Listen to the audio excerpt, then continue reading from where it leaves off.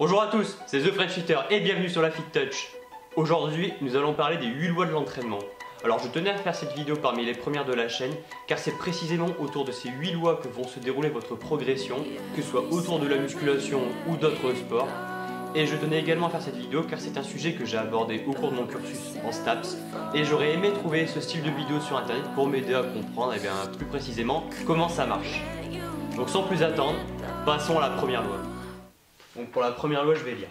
Première loi, donc c'est loi de surcharge ou d'intensité. Donc elle est caractérisée par deux notions. Donc tout d'abord, il y a un phénomène d'adaptation.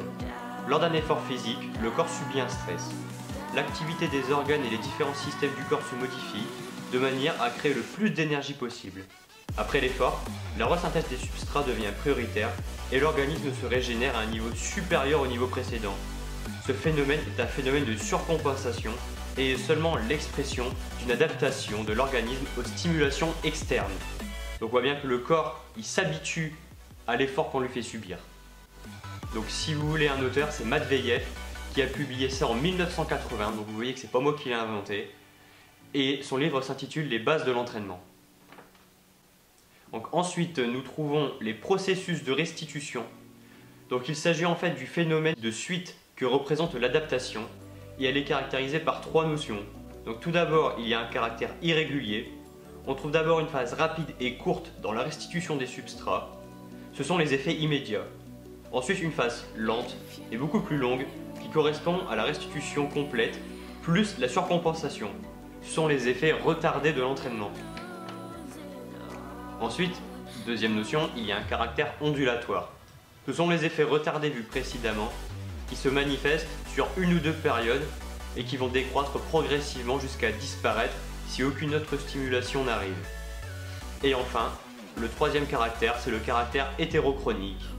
Les effets d'une séance dépendent du type d'enchaînement des exercices. Donc leur ordre a donc une importance quant à leur efficacité. C'est la relation d'ordre. Donc voilà, bon alors c'était vraiment la loi la plus longue et la plus compliquée. Vous verrez que les autres sont beaucoup plus courtes et beaucoup plus simples. Alors tout de suite passons à la deuxième loi. C'est la loi de la périodicité de l'adaptation. Périodicité de l'adaptation. En gros, cette loi dit que pour progresser continuellement et éviter la stagnation, il faut augmenter progressivement le volume des entraînements, et ça de manière à toujours amener un nouvel état de fatigue. Troisième loi, il s'agit de la fréquence des exercices. L'efficacité de deux séances dépend de la durée qui les sépare. L'idéal est de se situer au maximum des effets retardés pour profiter entièrement du phénomène de surcompensation et ainsi augmenter le phénomène de stratification. Et ceci nous amène à la quatrième loi, qui correspond au mode de réitération des exercices. Il y a trois manières de travailler. Tout d'abord, pendant les effets retardés. Dans ce premier cas, la récupération du sportif est complète, donc grâce à la surcompensation. L'athlète se trouve au meilleur de sa forme et au maximum de ses capacités. Donc c'est idéal le jour d'une compétition. Ensuite, il y a après les effets retardés. Donc cette manière a peu d'effet sur la progression. C'est plus de l'entretien des capacités et ce style de réitération d'exercice est utile lors des périodes de compétition rapprochées. Et enfin, la dernière manière de travailler avant les effets retardés, donc pendant les effets immédiats. Donc cette nouvelle stimulation arrive alors que la récupération du sportif est incomplète. Cela provoque un nouvel état de fatigue beaucoup plus intense. On peut ainsi augmenter le niveau de la charge de travail sans modifier les paramètres qui la composent. Cinquième loi. Variabilité des exercices d'entraînement. Varier les exercices au cours des séances va permettre d'enrichir les qualités physiques d'un athlète et aussi ses capacités motrices. Sixième loi, la spécificité. Alors cette loi n'est pas très utile pour les pratiquants de musculation, quoique cette loi dit que pour développer au maximum les capacités physiques d'un athlète, il faut inclure au début de la planification de ses entraînements des séances de PPG et les diminuer progressivement autour des séances de manière à arriver à des entraînements spécifiques. Bien sûr spécifiques à la pratique. Septième loi, alors c'est l'alternance travail-repos.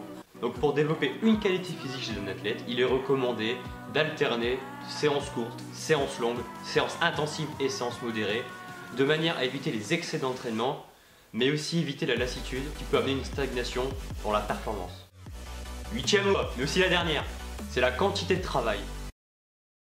Alors nous savons que pour progresser dans n'importe quel type de sport que ce soit, eh bien il est recommandé d'avoir un minimum de 3 entraînements par semaine. Maintenant, nous savons qu'il est plus avantageux de s'entraîner par exemple 4 fois 1 heure que 2 fois 2 heures. Et bien c'est terminé pour cette vidéo et les 8 lois de l'entraînement. Alors maintenant vous savez tout. Alors il est clair que ces 8 lois ne sont pas universelles. Il se peut très bien que vous ayez de très bonnes performances sans faire attention réellement à vos entraînements, au type d'entraînement que vous faites. Mais je suis sûr que si vous creusez un petit peu, eh bien vous allez trouver des similitudes entre ce que je viens de vous dire et ce que vous faites. Merci de votre attention, c'était la Fit Touch, bonne journée à vous. C'est bon, c'est fini, doudou.